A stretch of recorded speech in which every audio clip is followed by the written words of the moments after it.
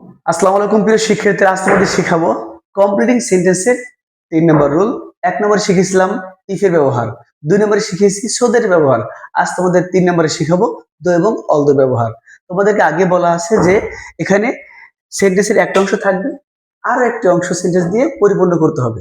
তাহলে আজকে শুরু করা যাক দো এবং অলদোর ব্যবহার। দেখো, দো অর্থ হলো যদিও, অথবা অলদোর অর্থ যদিও। দো he is poor he is happy, যদিও সে গরিব তবুও সে সুখী। আসলে সুখী হওয়ার কথা ছিল না গরিব অবস্থায়, কিন্তু দো অলদো দিলে উল্টো শব্দ ব্যবহার করতে হবে। ধনী হলে অসুখী হবে, গরিব হলে সুখী হবে।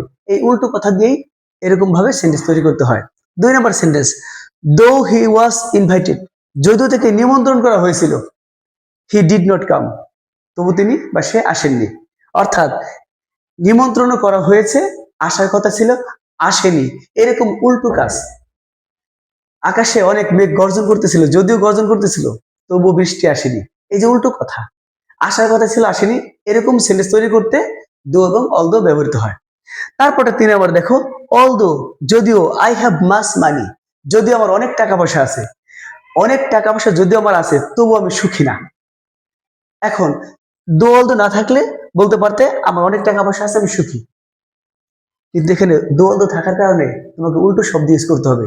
যদিও আমার অনেক টাকা পয়সা আছে, আমি কিন্তু সুখী না। এরকম তুমি অনেক বাক্য তৈরি করতে পারবে। কিভাবে তৈরি করবে? দেখবে এখানে গরিব থাকলে সৎ হওয়া যাবে না, অথবা সুখী হওয়া যাবে না, এরকম বিপরীত অর্থ ব্যবহার করবে। আবার নিমন্ত্রণ করা হয়েছে যদিও, তাহলে সে আসতে পারবে না, মানে আসা যাবে না। মূলত যদিও আমার অনেক টাকা পয়সা আছে তবু আমি সুখী না। সুখী হওয়ার কথা ছিল, যেহেতু দো অলদো ব্যবহার করেছে এজন্য সুখী হওয়া যাবে না, বা উন্নতি করা যাবে না, অথবা ডেভেলপ করা যাবে না। এরকম নেগেটিভ একটা অর্থ তুমি জুড়ে দিলেই সেন্টেন্সটা সংশোধন হয়ে যাবে। তো শিক্ষার্থীরা, এইখানে মূল বিষয়টা তুমি খেয়াল রাখবে হলো যে কমা থাকতে পারে, নাও থাকতে পারে, ড্যাশ দিয়ে দিবে। এই অংশ ড্যাশ থাকতে পারে, এই অংশ ড্যাশ থাকতে পারে। এই হ্যাপি যেহেতু আছে তাহলে গরিব হবে, উল্টো কথা দিবা। আবার যেহেতু আসেনি তাহলে নিমন্ত্রণ করা হয়েছিল, উল্টো কথা। আবার এখানে আমি সুখী না, তাহলে অনেক টাকা পয়সা আছে, এরকম উল্টো কথা তুমি দিয়ে দিবা।